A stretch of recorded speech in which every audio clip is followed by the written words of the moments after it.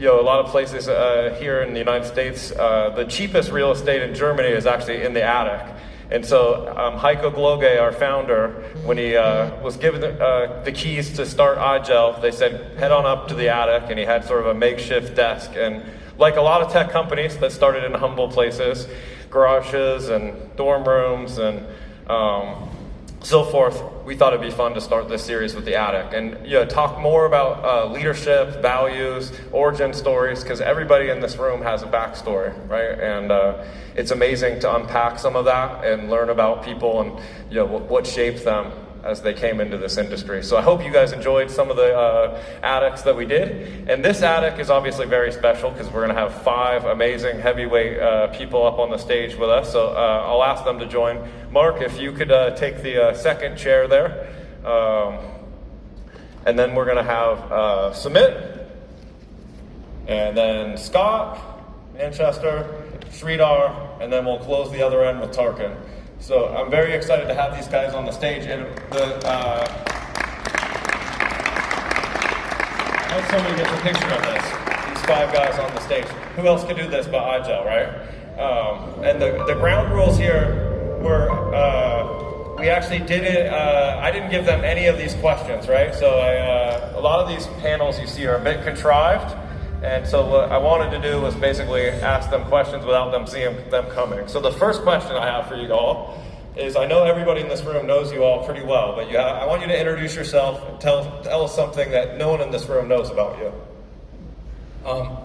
My name is Mark Templeton, and I think one thing that y'all don't know about me is that the way I got into the software industry is I actually founded an Apple dealer back in the early 1980s. I knew there was a reason why you were a fanboy of Apple. Beautiful. Maybe 2 things. One, we recently became empty nesters, so we're enjoying it. And secondly, I love food, even though it doesn't look like I eat much. I'm Scott Manchester, and I'm rebuilding my my collection of all the PCs that I've had in my lifetime, and I'm starting this journey on eBay right now. And I'm proud to say my very first computer had 2K memory. It was a Timex Sinclair 1000, and it evolved since then. So it's going to be a nice wall of computer history there. That's great. How much does one of those cost? They're about $80 on eBay in unknown working order. It's more of a static display, so I'm okay with that. Hi, I'm Sridhar Mullapudi, been with Citrix for, almost 23 years. Outside work in Citrix, play basketball, love the game, and maybe we should have a UC basketball showdown. Yeah, I like this idea. He's good, I played with him. And Hector, he's better than all of us. All right, I think I can see this in the next Disrupt agenda. Tarkan Maner here. First of all, Jed, thank you for everything you've done. Amazing job to you and the team. I just have to say that. Most people don't know, I started my career actually in automotive, in car design. I'm an industrial engineer by design, by education. The first company I worked for was Daimler-Benz in Stuttgart, Germany. That was my first entry into tech, where I was using a lot of, CAD, CAM design products, and I fell in love with software. So that's how I got into software, through that kind of a lifestyle. So, by the way, Mark, I love Tesla, I love Lucid, but I'm still a Daimler-Benz fan, sorry. Hey, well, I hear they have a beautiful electric car right now, too. Well, thank you. It's not a Lucid. Thank you for sharing all that with us. So I'm going to start with Mark. Mark, I think you started with Citrix when it was about 15 million, and you grew it to over 3 billion. And so, what's your view on kind of the impact that Microsoft is having on the EUC space at this point, as they come into this and build 2 first-party originated products built by Scott here? I mean, I think it's been, a crescendo over, the years since we partnered with Microsoft in the 90s and figured out how to license some technologies to Microsoft to enable Windows Server to be multi-user and so forth. And there's been a crescendo over the years as the server then got more and more capable. We tried to add more and more value, and I think everyone in the industry, did that. So Microsoft then, I think, did what they usually do, and they build amazing platforms for partners to add value to and to expand market penetration with. And that's now, a lot of that has moved into Azure and the cloud, right? And Microsoft is showing the way, look, they're making great PCs, Surface, products, etc. They're also making great first-party, virtual desktop products. And so I think, it's all part of trying to grow the pie as opposed to, focusing in on the slice and fighting over a slice. And I think, Microsoft has the brand, credibility, the technology, et cetera, to be that platform provider. And I think that's been the impact of Microsoft. And it's been a crescendo, since, in my time, since mid-1995. Great. All right, Sumit, so you talked about apps on demand, and clearly VMware has had a huge impact with server virtualization. And I guess I just ask you, the future of VMware with apps on demand, you kind of see this as another chapter to help drive the cloud PC? Is it innovation that you're seeing will... Yeah, I think it's purely customer and economics driven. There is a lot of economics and complexity that comes in when you have virtual desktops, or even to some extent any kind of applications sort of aspect of computing in a virtual environment. And as Mark said, okay, broadly speaking, everything is VDI. So in that world, whether it's a cloud PC world or VDI world as Mark defined it, in either of the two worlds, you're going to need something to manage your applications in a different way from the rest of the environment.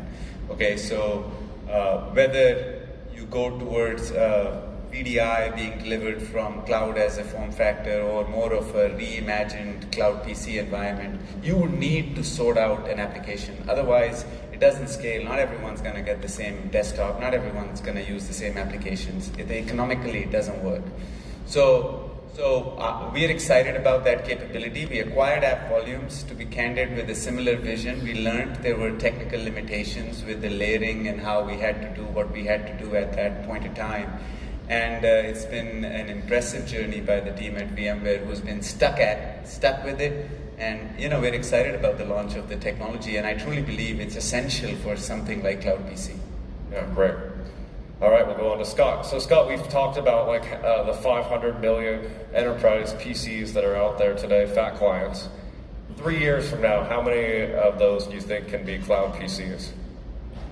Well, I'd love to keep all those Windows PCs, and also have them have a cloud PC. So let's say all of them are still there as Windows PCs, but I think many people are finding a lot of value in the elasticity of the cloud, right? Being able to access a device from anywhere, anytime. Like we travel now, we used to have to carry our work laptop to make sure if something came up, we'd be able to flip the lid up on that, get secure access to whatever environment we needed. Now we can travel with a phone or any lightweight device in our pocket and get access to our cloud PC from anywhere, anytime. And I think as organizations are transforming into more permanent solutions post-COVID, they're taking a very close look at how do they modernize everything.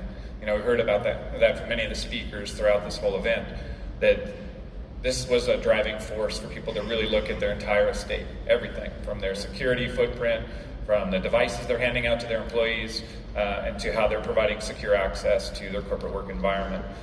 So I think we're seeing a major, huge uplift, right? I think Mark said it well, right? This is crescendo, this big curve that we're seeing in adoption of these technologies, and they're becoming mainstream, right? You used to have to kind of sit and explain to somebody what VDI was and what virtualization or DAS was, and their eyes would kind of roll back in their head. And I think now people generally understand the concept that I can get these services from the cloud. And even things like OpenAI, increases the awareness of how the cloud can power these different scenarios and opens up people's minds to how my compute experience could be delivered from the cloud. So I think we're going to have an incredible next few years as an industry. I think all of us are really going to benefit from all the innovation happening from this party up here and this group out here. And collectively, the more we raise the awareness, the more we increase the pie that we're all going to get our equal slices from going forward.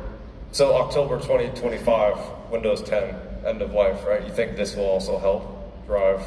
I think a lot of organizations that haven't yet made the move to Windows 11 will look at all kinds of options to how they can get to a modern Windows experience. You know, and we're dealing with these economic times now where organizations are trying to do more with less. They're going to look at this Windows 10 device that they have and say, do I buy new hardware to get to Windows 11? Or do I turn this into an endpoint device to give me access to the latest version of Windows from the cloud? So I think if the economic times continue as they are today, you know, out through 2025, I hope we're not in the same situation.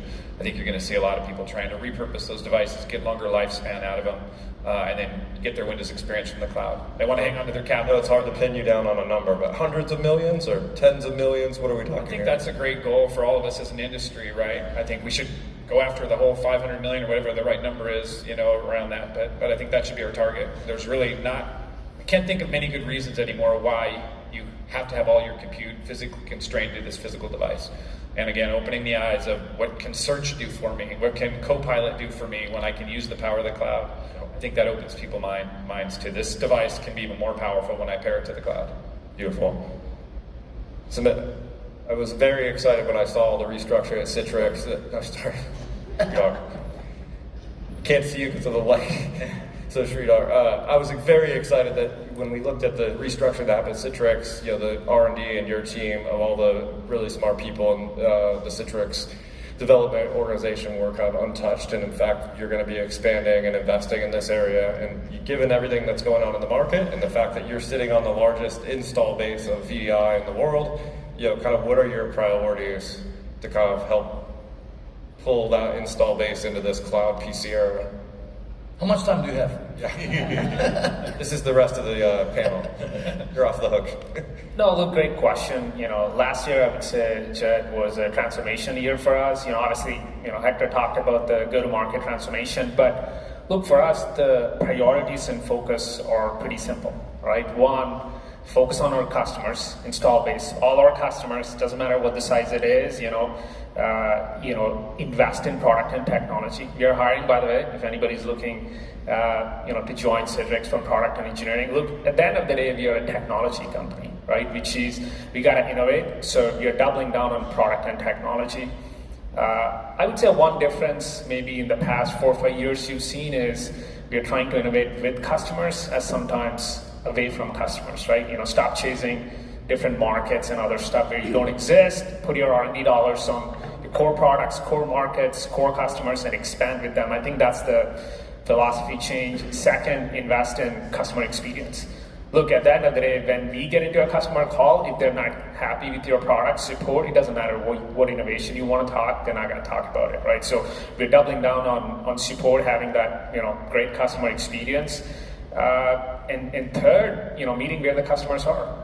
Whether it's hybrid, cloud, on-prem, how do we support them? I think those are, 3 big priorities. And the fourth one, if any, is ecosystem, right? I think if you want to grow the TAM, the pie, then it takes I always say the market wins. And in order for the market to win, all the platform players need to come together, ecosystem, to make it win, right? So those are really the 4 priorities for us. Invest in product and technology, invest in customer support, meet where the customers are, innovate with them, and fourth, ecosystem. Build an ecosystem, build a market, make everybody successful. Well, given that we have customers, partners, and ecosystem out here, I think this is all music to their ears. If you're looking for engineers, I know someone who coded the original Metaframe, original Horizon, original Tunnel Services. Yeah. Great guy, love him. I'm using ChatGPT a lot for coding as well. There's always one on the panel, right? Tarkan, you seem to be spending a lot of time with Sridhar lately anyway, so his new strategy, is this something that's going to help fuel Nutanix? I know you're having a half-day session with him at Nutanix Next, and you guys seem to be really partnering more closely than ever.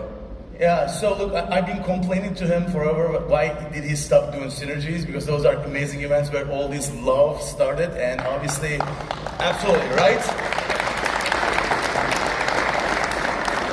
Tom.cross@csg.com, right? Cloud.com. Cloud.com, sorry. So, joking aside, look, the synergy energy, also, replicated itself at VMworld and all the other events, right? But the synergy, that context, that energy, that's huge. And I know you're not doing this year, so I called Sridhar and the team. We have this big user conference coming up May 9th and May 10th in Chicago at .next. This is the Nutanix event. And we have big usage track. I said, I'm not going to do this. Sridhar has to lead this. So we're giving Citrix this entire usage track at .next, at Nutanix. There's a big hello to all our customers, partners, because obviously you guys are the OG.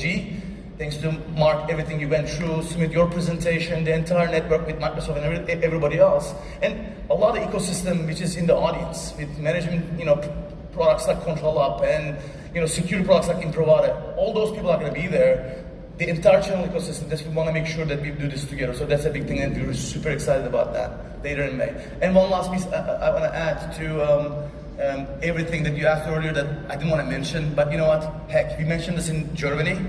The big secret that I never talked about this in the US. We tried to buy IGEL back in 2010 as Weiss.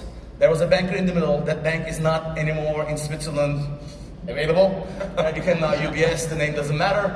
And Nicholas and Helms and Heiko, they were so greedy, we couldn't pay what they were asking for. It took John Meeks at TA and you, to dynamic duo with Jed to make this deal happen with IGEL and make IGEL, huge. So thank you for everything, Jed, again, to you, to John, the TA associates, to the board, the team, to make, things amazing and make this company, the next big, so to speak, OG in the space, and keep going and keep growing the business. So thank you, Jed, for everything you've done. Thank you, Tarkan. All right, we'll go back one more time here. So, Mark, I know we're trying to talk about the future, but I want to look back just for 1 minute and ask you, is there anything different you would have done at Citrix if you could turn the DeLorean clock back? Yeah, I mean, there are quite a few things, right? But I'd say, big picture, what I'd like to not have done is gone as far down the path in cloud infrastructure and all the things we did, cloud.com and all the things wrapped around that to drive a cloud infrastructure at the sort of bottom layer, okay? And I wish I would have taken all that money, all of that energy, all of that focus and put it on the access end of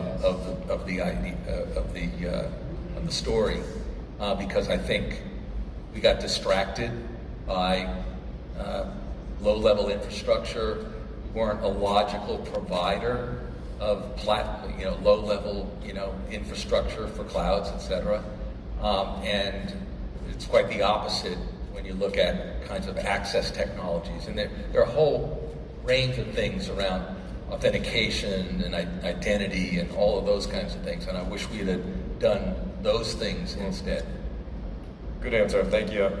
All right, so Sumit, I know there's a lot of people in the audience that are watching very closely this Broadcom acquisition, and we're kind of waiting to see what happens. And so my question for you is, it also looks like VMware and Citrix could be running kind of the same playbook, right? As you look at this incestuous industry we're in, right? Where you have Sridhar and Hector's new boss, now the playbook of Tam and Tom is sort of the same playbook, right? So how do you see this playing out in a different way for VMware? Or is it going to be kind of the same playbook that Citrix is running right now? Yeah, I don't fully understand the playbook at Citrix, so hard for me to comment on the comparison. But I can tell you, we have, I think with Broadcom, there is an assumption about a playbook. And what we have learned is that even though in the prior recent software acquisition, they have pursued a very similar strategy and playbook, but in both cases, what their CEO, Hock Tan, has said is they were technologies of the past, and they had to be troubled businesses that had to be addressed in a certain way. And what Broadcom is really looking for is an anchor technology of the future acquisition that is covering large percentage of the world. Unlike CA, for example, where 80% of the business was coming from 500 accounts, our 2/3 of our business comes from thousands of customers. So it's nearly impossible to apply the same playbook when you're making a $70 billion acquisition, different factor. And it's a different, so as a result, we are in deep discussions with Broadcom. I mean, our model at VMware, as you can imagine, is structured in a model of, sort of, there are certain customers we engage with a richer full platform discussion, and on the other end, we engage with more transactional product selling discussion, and obviously partners provide ecosystem support across the whole thing. What you can expect is that post-acquisition, that would be the model for the company going forward, and likely apply to both current software assets at Broadcom and potential future software assets. That's where we're at in terms of integration plans at this point in time. And I don't anticipate your customer relationship with VMware, as well as programmatic elements of VMware, substantially changing from what VMware is doing today. Right, well, thank you for being so transparent, and appreciate that. So Scott, we've talked a lot about ecosystems and the importance of ecosystems in this room, and you compete and you cooperate with just about everybody in this room, including IGEL. So can you talk a little bit about how you see that playing out and the importance to Microsoft? Certainly it's changed under Satya in terms of the openness concept, but could you share kind of how you see that? Yeah, I'll try not to take too much time because my history at Microsoft started as in a partner-facing role. And every job I've had at Microsoft in my 22 years there has been focused on partners. So I think it was my natural instinct, when I took over the remote desktop team, to focus on how we can amplify our reach and our value through partnerships. In fact, I had the great opportunity to help rebuild our relationship with the VMware folks. Same thing with Citrix. I think we've always had a really great relationship, but it was time to kind of lean in again when we were developing Azure Virtual Desktop. Both of these parties here joined us in this adventure on AVD, and we're seeing great results from native AVD, VMware AVD, and Citrix AVD. And I think it's been a great example of great strategic partnerships and a playbook that I think many organizations should seek to build as well. As this pie grows, as we create more demand for DaaS and we create more SaaS-based solutions, you're certainly going to see more finished products coming where maybe the interface for partners come in at different layers and different points. The more products get SaaSified, the less there is opportunities to plug in different modules and things into it. But there's things you can build on top, things you can build on the side, and things you can build on underneath. We've announced a great partnership with Citrix. I should be pointing Citrix here. We're pointing to the legend of Citrix, the new leadership of Citrix here. We also have a partnership on the Windows 365 front with both of these companies to extend the value of Windows 365 by adding the HDX protocol onto it and adding the BLAST protocol onto it. So we give choice to our customers. Customers that are using either Citrix or VMware in other environments and they want to bring Windows 365 in or AVD, they can layer these technologies on. And I think that, again, is another great example how even when you move to a SaaS model, there's always opportunities to layer value-added services on top of it.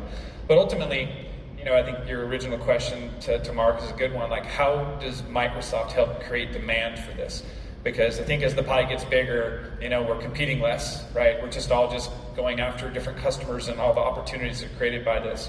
So, like I mentioned earlier, I think just these other emerging technologies, these cloud-powered technologies, are a major driver for awareness of virtualization. It's a pretty complex concept, right? And it's very hard to explain to somebody, this idea of layering operating systems on top of operating systems. But when you can think about just this cloud-powered device, whatever it might be, I think that's where, the opportunities for partnerships, opportunities for continued growth in this space comes from. Well, I can tell you the number of people that have come up to me and talked to me about the boot to cloud demo that we showed. That's kind of exactly what you're speaking to. Yeah, that's a great example of removing a layer of complexity. I've always said that this model of an operating system on an operating system is the crux of what's kept this industry from really moving forward. There's only so many people that can understand this. And in the past, when people would, take a job and be there for 5-10 years, you train them once, they understand this, great, they can be productive. Now with the high turnover rate we see of employees, gig workers, contract workers, people coming and going, we have many mutual customers that cycle through thousands of employees, every month. and to train them on these concepts of virtualization and to teach them what's different between that and a physical PC. There's a lot of overhead, loss of productivity, and it's not a delightful experience. And I think as an industry, we've moved forward now and said we need to raise the bar of what these experiences are and to hide the seams between a physical Windows experience and a virtual Windows experience. Boot is a great example, the work that your team is doing in building the native Windows 6 UI inside of your new IGEL OS. So if I'm moving from a PC to a Mac to a Windows to a web browser, I get this very consistent experience, and I get all those controls that we expose as well. I think those are great examples as an industry, what we can do to be able to bring DAS and virtualization to the masses. But we have to think about the admin experience, and the often thing we don't think about enough is the end user experience. The end user experience of virtualization is not an IT tool. It's an end user facing function and feature, and that's something that we need to really keep in mind. Great. Well, Sridhar, I'll get your name right this time. So there's 9 partners out there that sponsored this event. Obviously, we're very excited to come here and be here. And about a third of the people that were here are actually partners, and many of them built beautiful businesses and homes and second homes around Citrix, right? And so, kind of, just can you speak a little bit about what you think the opportunity is for the partners in this new cloud PC era with Citrix? I know.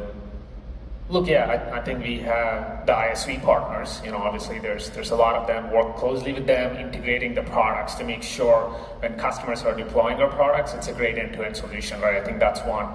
Second, and Hector touched a little bit about that in his keynote as well. I'll talk about it. Look, in the new go-to-market motion, we are actually leveraging, kind of like back to future.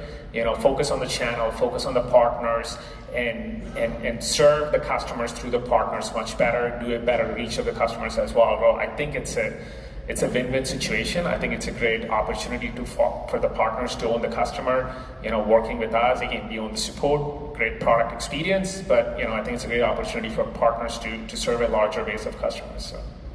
To be honest, that's kind of how Citrix started as a channel company, right? I think we've been through our own transformation, so in some ways it feels like back to the future. All right, well, I'm going to ask this question. I hope Lenovo and LG and HP don't get mad at me, but I want to ask Tarkan, as the guy who sold Weiss to Dell for over $1 billion, and I know you still talk to Michael Dell a lot, and he's built, I think, the largest tech company in the world, and they're not here, right? So how do we get Dell invited to this party? Any advice to your CEO? So now, let me answer this question with my IGEL board member hat, not necessarily Nutanix Chief Commercial Officer hat. By the way, I agree with all the points. Going back to your question and ecosystem conversation, how can we not have Dell as part of this conversation? How can we not have Cisco as part of this conversation? I mean, look, great respect. We do a lot of great work with HP, Lenovo, also HPE, not only the HP, desktop side, but the HPE side with GreenLake and all the great things they're doing on the back end. They're part of the conversation for sure. Actually, on my way here, you're my CEO, you call me, hey, board member, I need your help, talk to Dell. Actually, I flew to Austin before I flew here to have a heart-to-heart conversation. Great conversation with Jeff Clark, great conversation with Vivek, who's running the EUC business for Sam Bird at Dell. They're super interested. Dell is also going through a lot of transition, obviously. A lot of work going on there. They're super interested. My commitment to everyone, Dell is going to be here next to start, 110%. All right, we'll hold you to this. Absolutely. All right, I want to do a lightning round. So, Mark, Tesla or Lucid Air? I think I know the answer. Lucid Air for sure. But Tesla's still an awesome vehicle. All right, submit apps or desktops? Both. Scott, fat or thin? Wow. I'll say thin. Record this. He knows who's paying for the food here. Yeah. All right, Sridhar, on-prem or cloud? Hybrid, both. Nice. Oh my God. All the politicians. Tarkan, Plus or Plus Ultra? Oh, nice. Definitely Plus Ultra. All right, I know almost all of you have talked about AI, but I want 60 seconds from each one of you on how you think AI is going to impact end user compute. I think I already got some of it from you, but. Well, man, I probably need to ask Chat Mark T. Right? He's offline right now. You did buy that URL though, right? Yeah, I have the URL chat Mark T because I figure I'm going to end up in AI somewhere. Yeah, I mean, I think the way it impacts sort of the end user experience is going to be, clearly the kinds of things that Microsoft is doing as a true digital assistant in document and content creation, right? It's going to be a true assistant when you're trying to find things on the internet. A few years ago, I actually did a keynote at the .next conference, and I declared that the digital era was over because we're on digital overload. We have too many devices, we have too many apps, we have too much data, and so what's the solution to that problem? Because we have to solve it with technology, and what I predicted is that we were actually entering the contextual era. And the contextual era is where the device, the OS, whatever it is you have in your hand, is understanding of the context and therefore can serve up and understands and anticipates what it is you're looking for, what it is you want to do, etc. So I think that's where it goes, on the sort of personal computing and digital experience side. Beautiful. So you get to bat second this time. If you think that, on the AI front, of course, generative AI has a massive implication, and ChatGPT is this next round of AI. But prior to that, if you look at certain jobs that AI have transformed, made better, vision.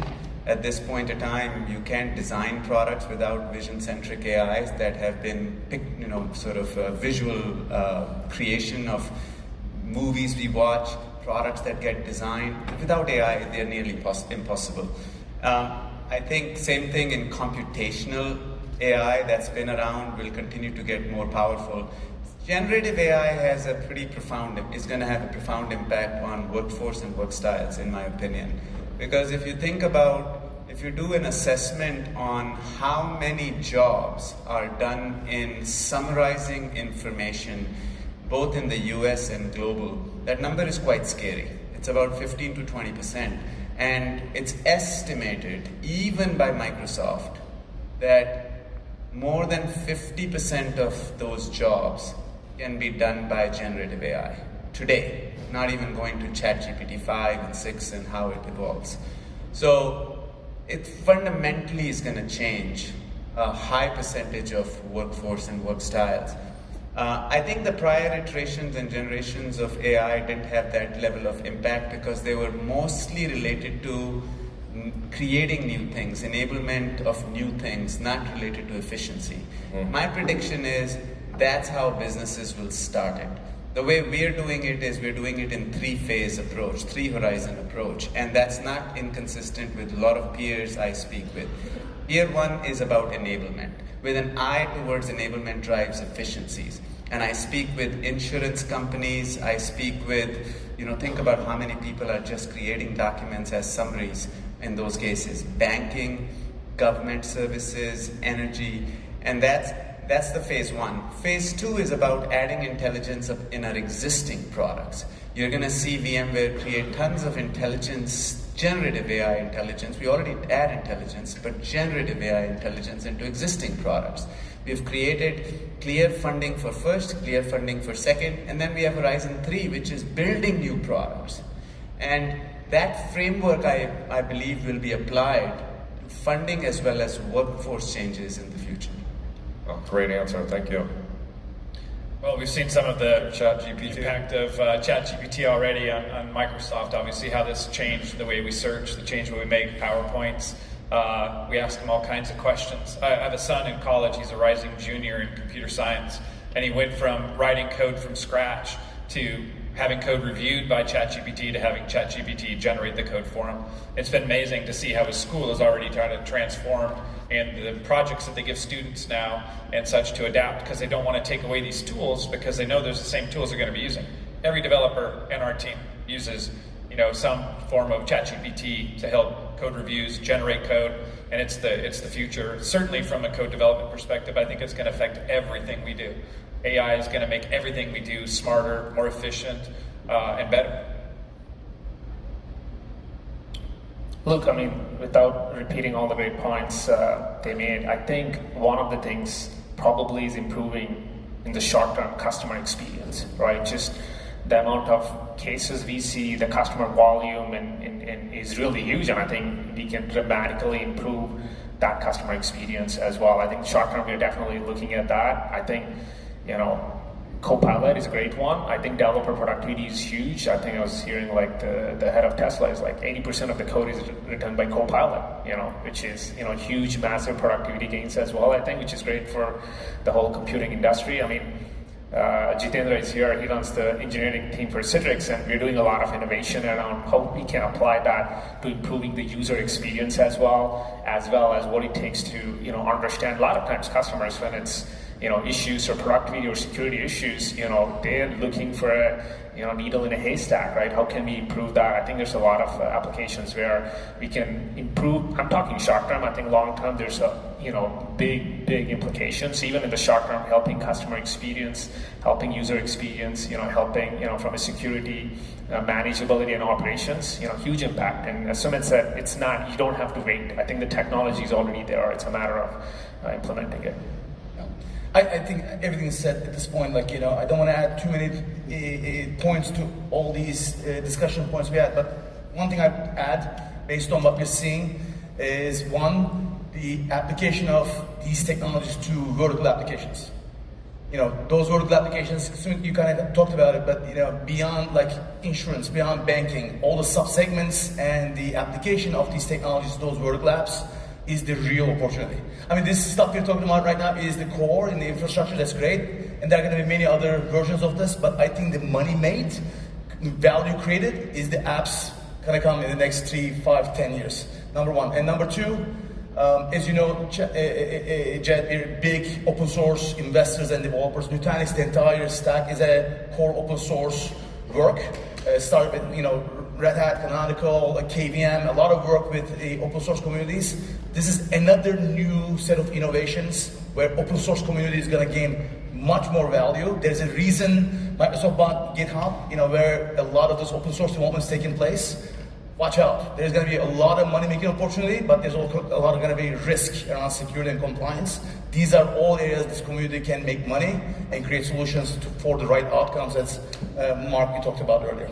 Yeah, it's moving so fast that I think 1,000 people signed a letter that said we need to slow this down. So it'll be interesting a year from now at Disrupt 24 to see how much AI is actually used, as we put these events together and do all the things we do.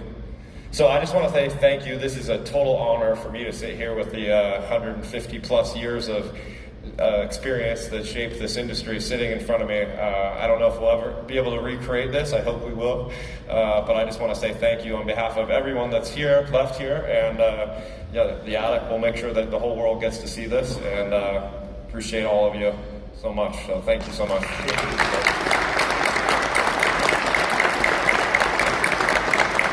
Get a picture maybe afterwards.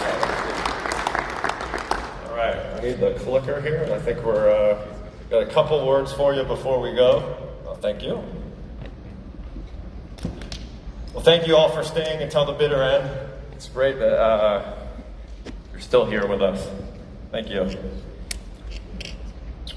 All right, well, I'll be pretty brief because I know it looks like a lot of people probably need to get out of here. I just want to start by saying thank you. Thank you for being part of this family. Thank you for being here this week and bringing all the energy and focus to what we're trying to accomplish here in this industry. I also want to say thank you for donating to the tree cause. I think we got to about 16,000 trees, and I will tell you, I'm happy to match, if we can get to 20,000, I'll match every dollar that you guys put in between here and 20,000. So let's see if we can get there before we all leave this building. All right. I also want to say thank you for your interest in Cosmos. I don't know where Matthias is, if he's already left, but everybody in Germany worked really hard to bring this to market. April 18th, it'll be out there, so whether you're a customer or a partner, we really want to engage with you on this and have you be part of this. We think this is going to be a big material catalyst for IGEL as we help people move to this cloud PC era. And of course, we definitely believe nothing great is done alone. I can't wait to watch this ecosystem that we have around IGEL Ready Certified grow. I kind of equate this to our iTunes moment, right? This app portal has a lot of implications for IGEL, and I think this is the initial IGEL Ready Certified inaugural partners. I imagine that we'll have a much bigger ecosystem in that by the time we're all together next year. So thank you to everybody who worked really hard to get your app into that and get your hardware certified. This event obviously came together between December 1st and April 3rd. It was a ton of work, and there was a lot of people that were involved in this to make it possible. I want to who's left here, could you please give the marketing team, the AV team, all the people that put this event together a big round of applause.